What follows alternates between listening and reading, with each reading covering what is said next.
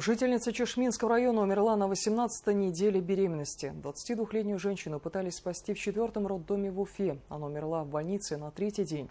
Официальной причины смерти пока нет. Подробности истории материала нашего корреспондента. Пишет мне: да нормально все, и отправил там смайлик с любовью, вот так. На следующий день ее не стало. 22-летняя Лилия Аюпова была на 18-й неделе беременности, почти половина срока. У малыша уже билось сердце. Со слов мамы погибшей, у дочери начался сильный токсикоз. В приемном покое сделали УЗИ, и, к сожалению, ребенок, оказывается, там умер. Вот. Я еще подошла к врачу.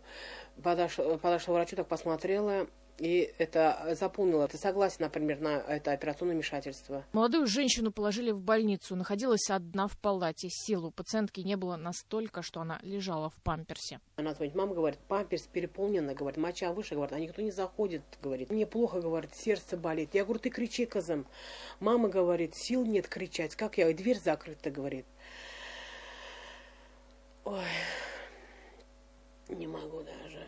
Мама с дочкой постоянно были на связи, видимо, даже на каком-то ментальном уровне. Утром что-то сон вижу. Она кричит, время 6:30 утра. Мама! И куда вот, вглубже ушла. Я встала, сердце у меня горит, душа горит, места не могу найти. Именно в то утро семья и узнала, что Лилии больше нет. С ней не успели попрощаться ни родители, ни отец ребенка. Нет. Это не успел. Навещали 19-го, получается, вещи отвезли вот, с родителями. Не пустили. Сказали, ковид, не будут пускать.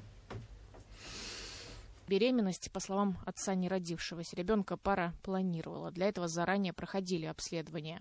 Оба очень хотели ребенка и ответственно к этому относились. Она наблюдалась в платной клинике. Все анализы,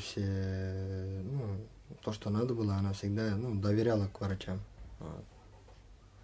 И таких вот противопоказаний никогда не было. Почему женщина умерла на 18-й неделе беременности, дать ответ медики сейчас не могут и даже не имеют права. Правоохранительные органы проводят доследственную проверку. В настоящее время требуется медицинская документация, опрашиваются работники медучреждения, планируется проведение экспертизы с целью проверки качества оказанной медицинской помощи. По результатам проверки будет принято процессуальное решение. На кладбище. Сейчас только осознание пришло, что даже девочки нету. Просто даже не верится. Не должны родители хоронить детей. Аллах берса. Все рассмотрят, найдут виновных. Я считаю, должны ответить. Врачи говорили, что будет девочка. Пара как раз мечтала о дочке. Ребенок так и остался в утробе матери. Их так и похоронили, словно навсегда под сердцем. Лилия Курбанова, Ильнур Ямагулов, Игорь Иванов. Новости, Чешминский район.